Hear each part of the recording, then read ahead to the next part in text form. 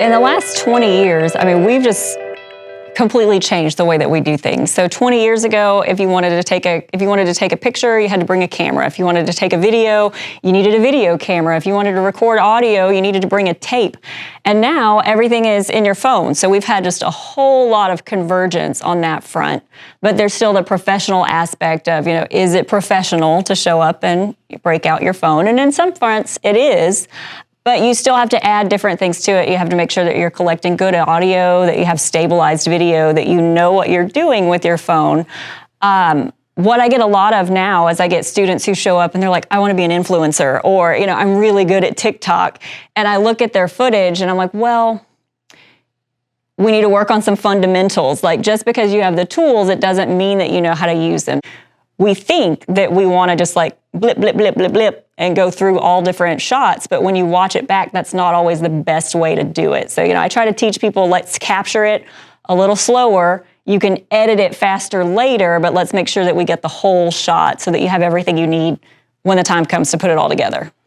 So a lot of students who go through this program, some of them do actually end up making a little bit of money on social media. One of my former students was the #1 TikToker for 2021. He doesn't do that anymore. So what they find is a lot of times they jump in, maybe they hit it big, but it's really hard to maintain that. But as long as they have those skills where they know how to edit, they know how to shoot video, they know how to tell a story, they know how to collect different information, then there's always a job. And the traditional sense is, you're going to work at a news station, but a lot of people are finding that everyone needs to tell a story. As long as you're good at creating content and presenting things visually and telling a story in a way that's engaging, then you'll always have a job. So some of the ways that we actually use AI that are kind of driven by human interaction in this field is Adobe recently released some things where you can do text-based editing. So we talked about how 20 years ago things were very different. Even a year ago, if we had this interview and you wanted to edit it, well, you would have to listen back to all the sound. You would have to log sound. So you're manually writing or typing down what everyone says. You're writing out the time code, and then you go back and you make your edits. Well, now with text-based editing, Adobe uses AI to just scan what everyone says. You can even label the speaker. So now you can make your rough edits where you just go through and you go, oh, they said something great around this point, and you move it over. My name is Eric Williams. I am a radio and television major here at Del Mar College. I have been able to utilize AI to help me in my radio and television classes, to help me be able to focus on the preparation and the actual application of my assignments.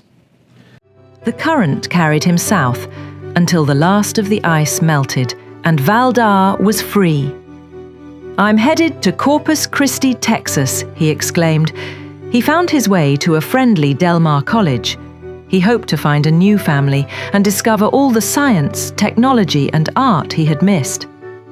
You got different types of models out there, and right now Chat GPT is the leading model, and they have it to where you can build your own, what they call GPTs, which are pretty much your own AI bots to help you to get through with day-to-day assignments.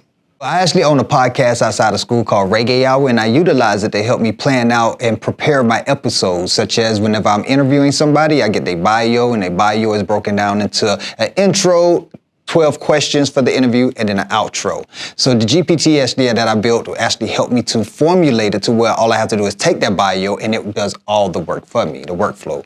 Pretty much. And then if I take the transcript of that interview, it turns it into all of types of content for social media, online, such as blogging and YouTube and so on and so forth. So I pretty much was able to streamline my workflow by pretty much building 2 GPTs for my podcast.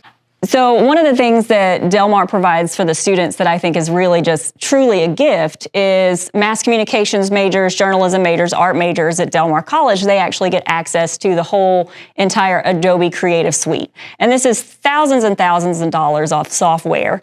And they learn some of it in the classrooms, but I like to encourage them, you get to use this at home. Take it home.